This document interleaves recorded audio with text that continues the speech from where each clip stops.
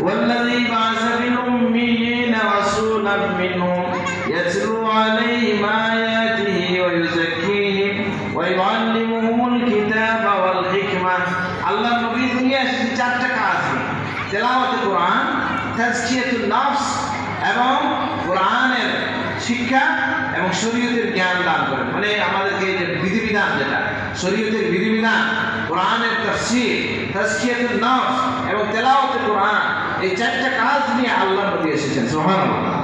আল্লাহ নবীর কাজের মধ্যে কি তাজকিয়া একটা। তাজকিয়া কি ভাই?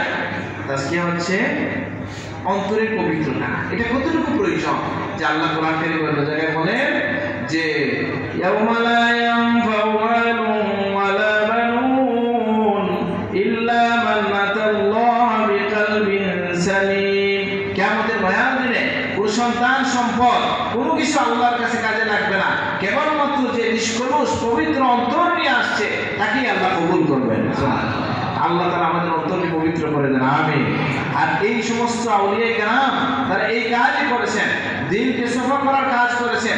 এই জন্য তাদেরকে সুফি বলা হয়। সুফি কেন বলা হয়? অনেক ব্যাখ্যা, এর মধ্যে একটা হচ্ছে দিলকে সাফ পরিষ্কার করা। এই যে তাসাউফ শব্দ আছে না, আমরা বলি না, তাসাউফের ব্যাখ্যা কি উলামায়ে কেরাম দিচ্ছেন। তাজকিয়া হচ্ছে তাজকিয়া, অন্তরকে পবিত্রতা করা। ওয়ালি হচ্ছে ওয়ালায়াত, মানে আল্লাহর সাথে বন্ধুত্ব করা। হ্যাঁ, আর সাফি হচ্ছে সাফা, আর সাফায়ে কলব, অন্তরকে পবিত্র করা। ওয়ালি ওয়ালায়াত, আর ফাদি হচ্ছে ফানা, আল্লাহর প্রেমে তারা ফানা হয়ে যায়। সুবহানাল্লাহ। এখন আমি বলছি না আমাদের যে আউলিয়া কেরাম, বিশেষ করে আল্লাহর ওলি যার কথা আমি শুনলাম, আমি বলছি আমরা তাকে নিয়ে আজকে যে আলোচনা, এই যে ইসালে সওয়াব, এই যে আলোচনা, এটা কেন? আমি তিনটা কারণ বলছি। প্রথমেই আমরা আল্লাহর শুকরিয়া আদায় করি যে এরকম একজন মানুষ এসেছেন যার দ্বারা হাজারো মানুষ হেদায়েত পেয়েছে, আলহামদুলিল্লাহ। এটা অগণিত মানুষ হবে, কারণ এখানে দিনের তালিম চলতেছে কিনা? চলতেছে। তো ওনাকে কেন্দ্র করি তো হাজারো মানুষ, লাখ মানুষ হেদায়েত হবে ইনশাআল্লাহ, আলহামদুলিল্লাহ। এটা আল্লাহর শুকরিয়া।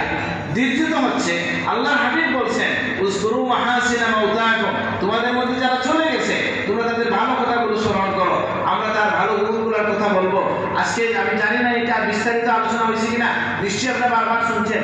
আমি যত শুনি আমি সমৃদ্ধ হয়েছি, উপকৃত হয়েছি, উদ্বেলিত হয়েছি, আলহামদুলিল্লাহ। এই যুগে এরকম মানুষ ছিলেন, আলহামদুলিল্লাহ। আমার মনে এই কথাটা আমাদের মুরব্বী ছিলেন, আপনার হুজুর ছিলেন। আমি বলছি দেখেন ইবনে আরবীর একটা কথা আছে, মান লাইসা লাহু বিদায়াতুন মুহরিকা লাইসা লাহু নিহায়াতুন মুশরিকা।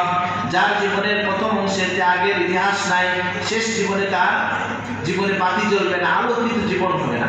সব আল্লাহর ওলিরা তারা আল্লাহর প্রতি আরোপিত অথবা নিজে